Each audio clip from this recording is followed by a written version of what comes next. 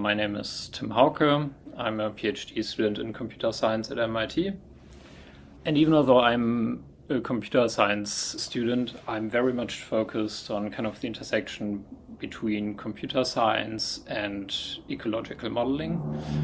What I want to talk about today is how we can leverage AI to make sense of your ecological data and then use the insights you gain from using AI for your ecological modeling. I'll start off by giving a quick overview of what AI is useful for, but also what the pitfalls are when using AI for your ecological data. After that, we will jump into an example workflow that you can run at home, and I encourage you to run at home. To illustrate some of the points, I set up this code notebook that is available on Google Colab. I would encourage you to just follow this link that is visible on the bottom of the QR code, or if you want to do it on your phone. And then once the page is loaded, just make a copy of the notebook by going to File and then Save Copy in Drive. So these sensors consist of satellites, we have UAVs, we have on-animal sensors like GPS collars, we have camera traps, which is what we're going to focus on today. We have bioacoustic sensors, and we have community science. And so we have all these different sensors, and we are producing huge volumes of data using these sensors, right? So much data, in fact, that in some cases it's infeasible to just look at all of the data we're collecting manually, right? And so we really need AI to make sense of this huge volume of data that is coming in. You might have noticed that the workflow is written in Python. And so that's why for this webinar, we're doing everything in Python. However, if you're familiar with R, I will try to draw analogies between R and Python to make it as easy as possible to understand. And just to be completely clear, you don't need to understand or have written Python in order to run this at all. We're also going to focus in on occupancy modeling, even although a lot of the challenges I will be talking about are universal across ecological modeling approaches. Assume you are a field ecologist surveying an area for a specific species, and you might be surveying at 3 different times, right? And so at site 1, you might observe your animal of interest at time t equals 1. You might not observe it at time equals 2 and observe it again at t equals 3. Right, and you might do that for 3 more sites, so 4 sites in total. And you might get this kind of detection history where there are a few missing values, maybe if you fail to be at a specific site at a specific time. So based on this data, we are interested in the question of saying whether the species of interest is actually present at a given site or not. But based on this data, this might actually be non-trivial, right? We can say it for sure for site 1 and site 3 because we have observations there. So we know the species was there at some point. But we can't really say it for sure for sites 2 and 4. And that is because we might actually fail to observe the species even if it's present. So we are both interested in kind of the question of which sites are occupied or not, and also what is the probability of detecting the species if it is present. And then finally, we are also interested, and this is in many cases actually the key question, of course, which environmental factors influence whether a species is present or not, right?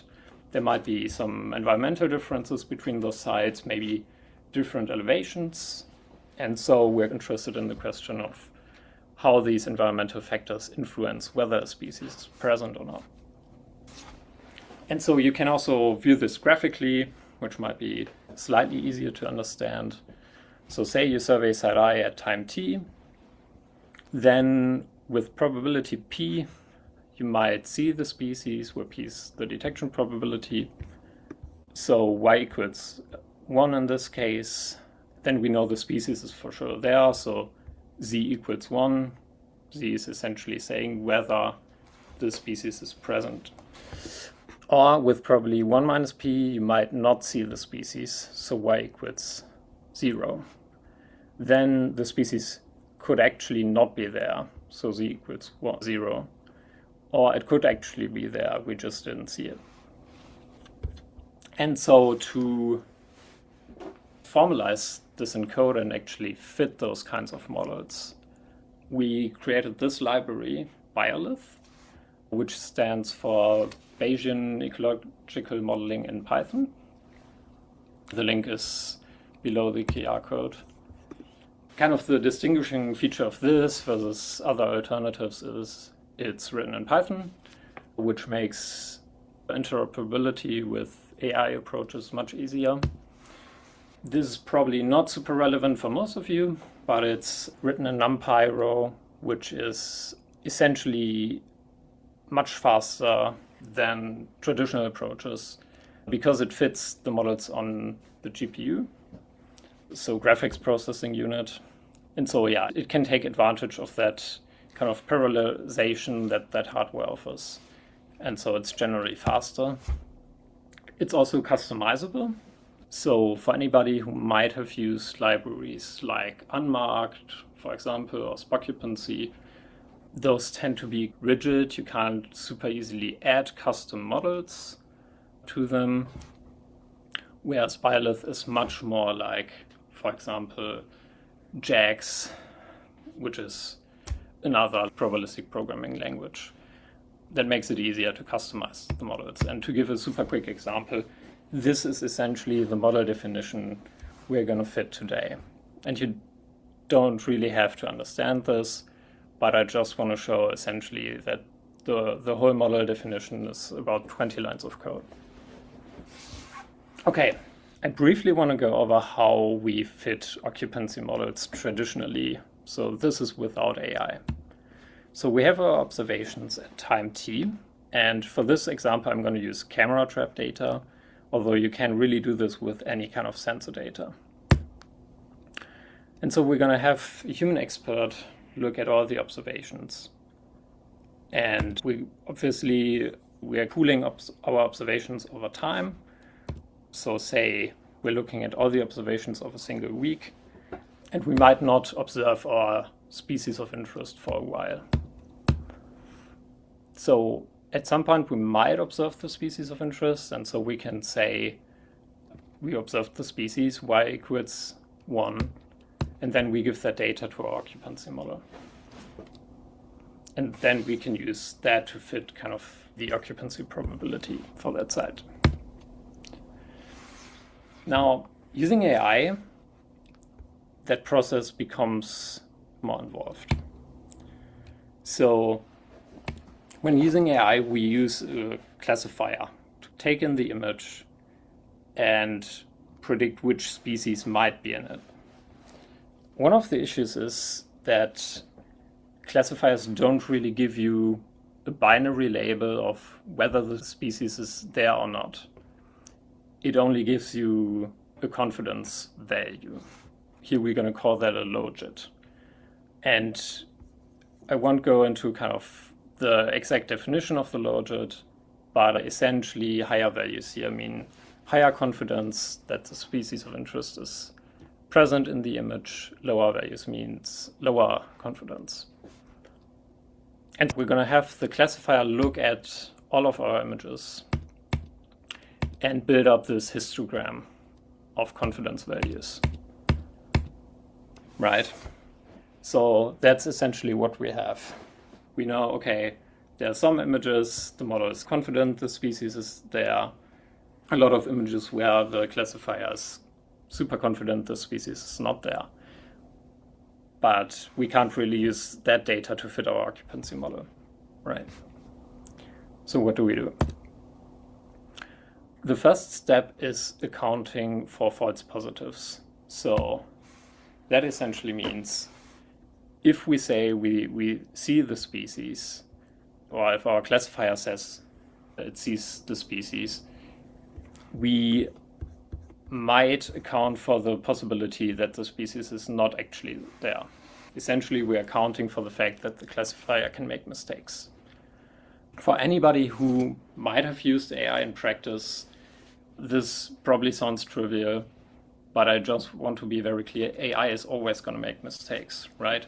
AI is probably never going to get as good as a human expert, especially on these super fine-grained tasks where it's difficult to identify the species. So we need to account for AI mistakes. And step number 2 is finding a good threshold to separate the predictions where the classifier is kind of super confident that the species is actually there, and we're not confident that the species is there. And to give an example, this again the kind of confidence histogram we've seen before. And so we might just have a couple images and have a human look at them, right? And this is not a human looking at the entire data set. This is a human looking at maybe 20 images and labeling them manually. So we're sampling kind of images from across the data set, and say we sample these 3 images, right? Say we're looking for wolves. Then we can label these images and say whether the species is actually in the image or not, right? And so the images where the species is actually there, we're going to label as true, and all the other ones we're going to label as false. And so that way we get kind of this smaller histogram where we clearly see that the images where the species is absent have lower confidence values, and the images where the species is present, those have higher confidences overall. But you'll also see that there are some images where the species is actually there that are far into this low confidence regime, and vice versa. There are some images where the species is not actually there. So these orange blobs here to the right. The classifier is super certain that the species is there, but it's not actually there. Again, this is just to illustrate AI makes mistakes. It's important to account for them. So given this kind of labeled histogram of images, we can then find a good threshold to generate binary detection data for our occupancy model. And there are various ways to do that depending on your objective. What we found is that plotting this precision recall curve works well. For those who might not be familiar with precision recall curves, essentially what we do is we sweep over all possible thresholds for the logit, for the confidence. And we just plot the corresponding precision. So essentially, you could think of this as the false positive rate, and then the recall. So essentially, how many images that actually contain the species did we actually find using the classifier and that threshold? So we're going to sweep from right to left over the possible thresholds and then draw this precision recall curve. And then we can pick a threshold that kind of corresponds to a good trade-off between precision and recall. Because essentially what that means is we're not making too many mistakes, as in we're not producing too many false positives, right? But also we're finding most of the actual images that actually contain the species, which is important to be able to successfully fit a model. And so one way to find that good trade-off is finding the threshold that maximizes the F1 score, which is the harmonic mean of the precision and recall. So that's going to be somewhere over here in the top right corner of the precision recall curve. And essentially then we're going to take that threshold and say that any image where the classifier is confident at or above the threshold, we're going to say we have observations for those images. A lot of the high confidence mistakes are just going to be the wrong species of zebra, for example. But low quality input can also be a factor, for sure. I'm going to run this code locally on my machine. So the interface looks somewhat different from yours, but we're running the exact same code. We're going to work with this dataset right here, which I think is super cool. So this is a camera trap dataset that was collected in the Chernobyl exclusion zone between 2020 and 2021.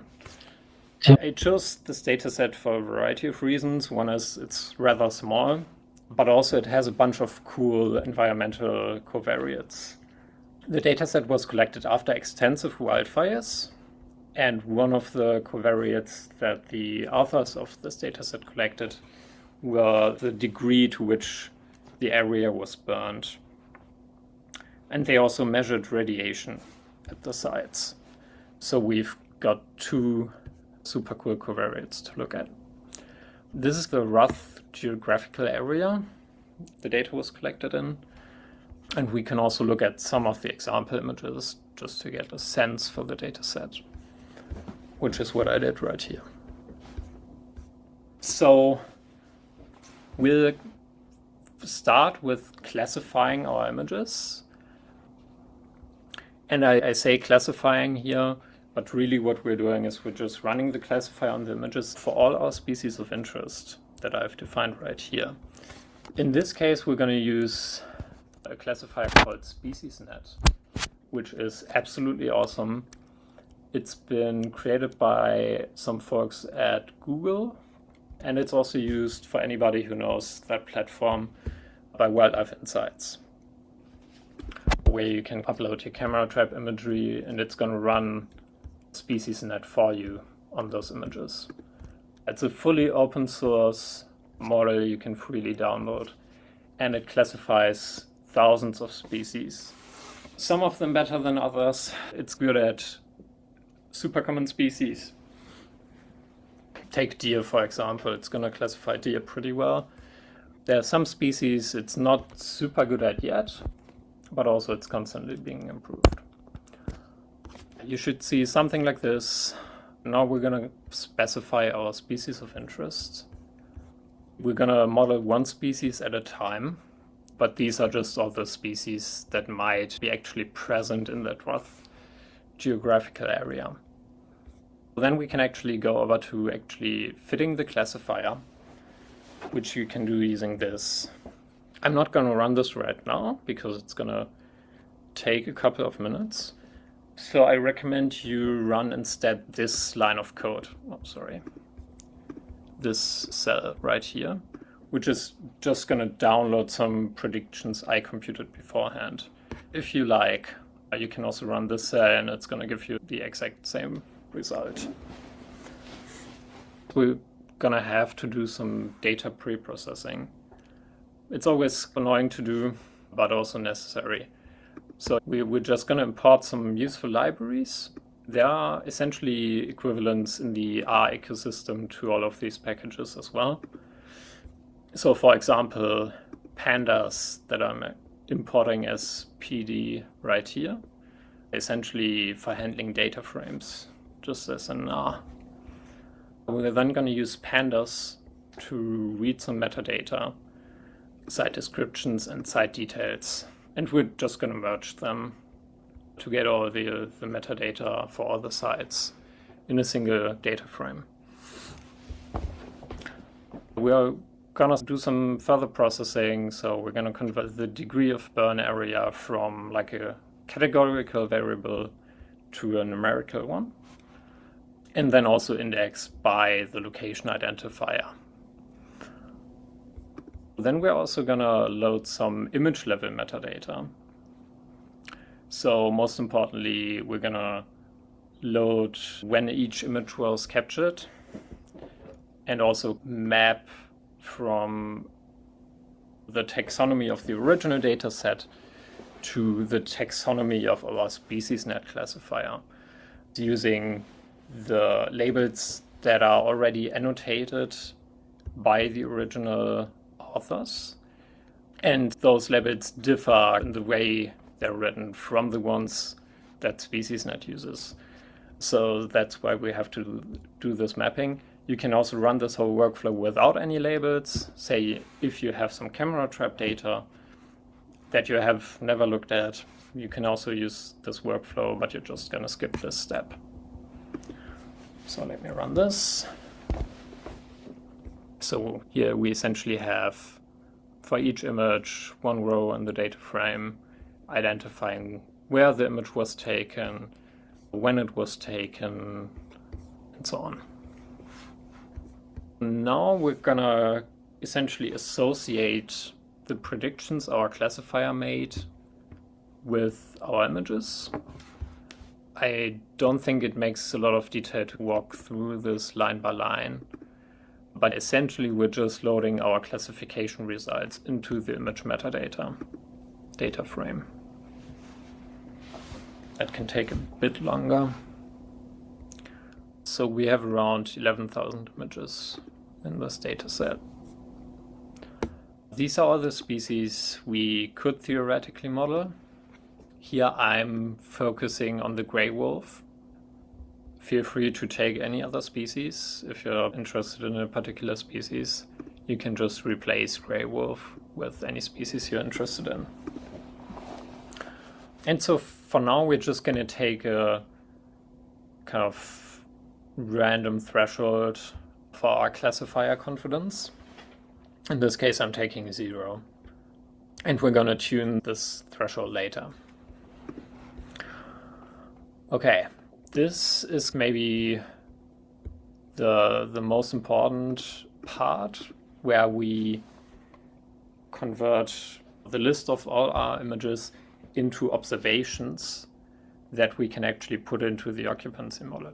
So essentially this is producing the table that I showed in the presentation, where we have the different time steps as columns and then the different sites as rows. Run this, and this is essentially what you get. In this case, I'm aggregating by week, and it's essentially saying if there's one or more observations of the species in a given week at a specific site, we're going to set the entry to 1, and otherwise it's going to be 0. So if we have multiple observations of the species, we're just going to ignore those. We're just interested in whether there's one or more observations. And we're going to get this table where we have the different time steps as columns, and again the sites as rows. So let's install Biolith to actually do the occupancy modeling. I already have it installed, so it went super quickly. It might take a bit longer in your case. Here we fit our first occupancy model. I'm going to use a single covariate, namely the degree of burn area, which essentially tells us how badly was the area. You can also use any other of these covariates and also combinations of those. So if I wanted to take radiation into account, I could, for example, do this instead. But yeah, for now I'm just going to take a single covariate. I'm going to normalize the covariates to have 0 mean and unit standard deviation. And for now we're just not going to use any observation covariates. So essentially we're estimating a constant detection probability across all sites. And we're just going to model a varying occupancy probability based on the site covariates. Okay, so let's fit the model, and then we're gonna look at some results. So we're fitting the model, putting in the model type we want to fit, our occupancy covariates, our detection probability covariates, the observations themselves, And we're saying that we want to model false positives because we want to account for classifier mistakes. We're then printing kind of some overall statistics of the fit. And these are going to look like this. So here are all the parameters of our model. And since the model is fully Bayesian, we have not just point estimates for the parameters, but actually we estimate a distribution of parameters. And so that's why we have the mean or the point estimate of the parameter, and then kind of credible intervals for them is essentially the intercept of our detection probability, which is not super interesting to look at. More interesting to look at is beta, in particular beta 1, because that is the coefficient that corresponds to the influence the degree of burned area has on occupancy, right? And so as we're seeing here, it's positive, so which means that our model thinks that areas that are more badly burned are more likely to be occupied by wolves. The lower bound of our credible interval is pretty close to overlapping with 0, so we can't fully rule out that there's actually no influence of the degree of burned area on occupancy.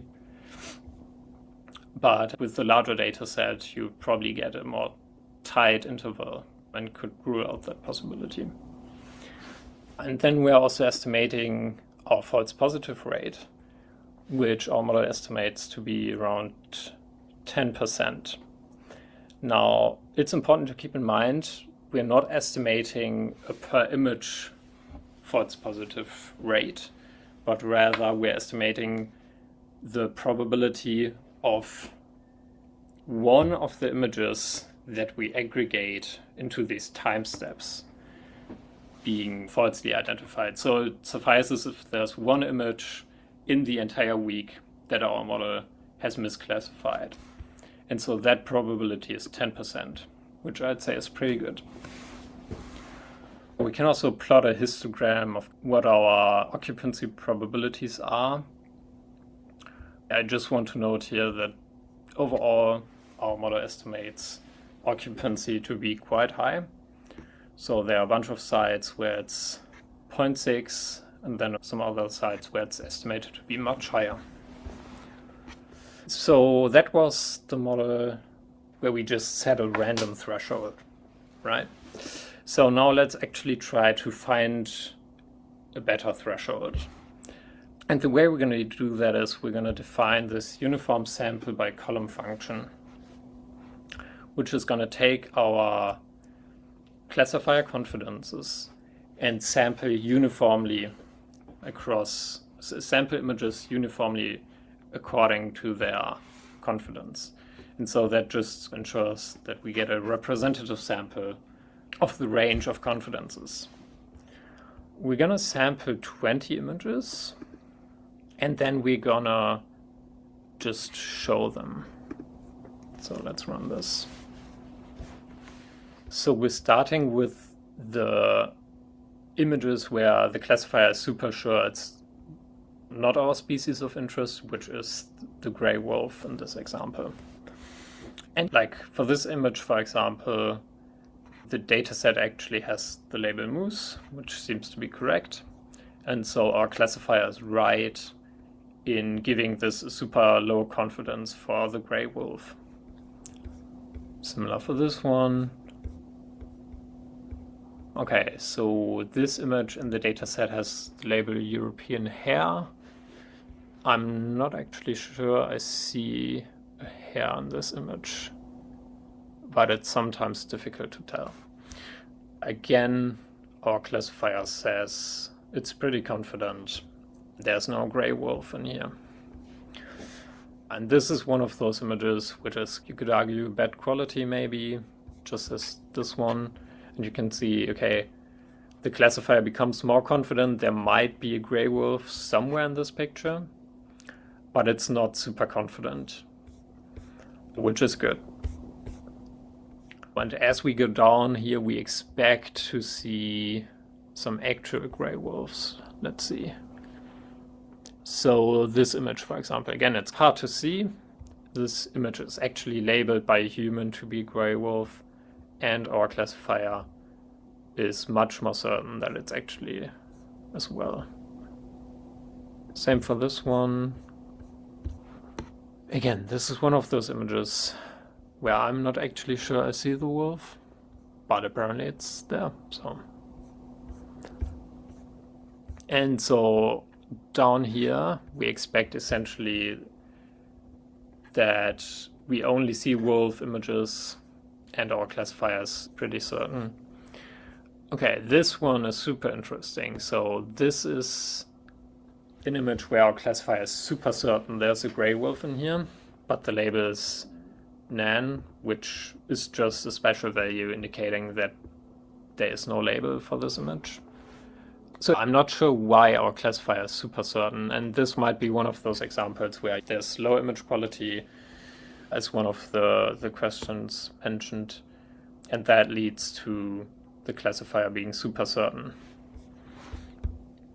Okay, and the top kind of ranked images according to classifier confidence are again correct. Cool. So let's find a good threshold based on those labels. Again, I'm not going to go through this line by line because I don't think it's actually super useful, but you can always take a look at this later. But essentially, we're just iterating over all possible thresholds and finding the threshold that maximizes the F1 score. And according to this procedure, the best threshold is 5.05 with an F1 score of 0.93. And if we go again up here, we can take a look at those images that neighbor that threshold.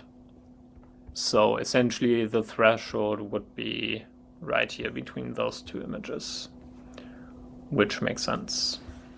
So we can now use our recomputed threshold to get new observations.